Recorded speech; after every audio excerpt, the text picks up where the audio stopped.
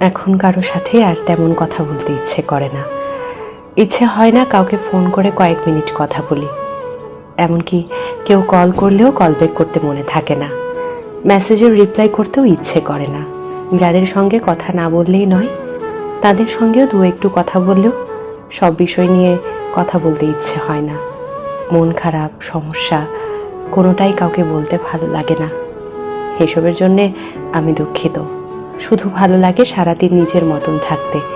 ব্যস্ত থাকি বা না থাকি, তবু নিজের সঙ্গটাই মাত্রাতিরিক্ত প্রিয় হয়ে উঠেছে। যেই সঙ্গীহীনতায় একটা সময় আমার মন খারাপ হতো, মনে হতো আমিই যেন দুনিয়ার সবচেয়ে একলা অসহায় মানুষ। সেই খারাপ লাগা, সে একাকিত্ব আজ যেন সব থেকে বেশি প্রিয় হয়ে উঠেছে। এখন অমুক বন্ধু খোঁজ না নিলেও আর খারাপ লাগে না। কেউ ভুল বুঝলেও নিজেকে আর প্রমাণ করতে ভালো লাগে না।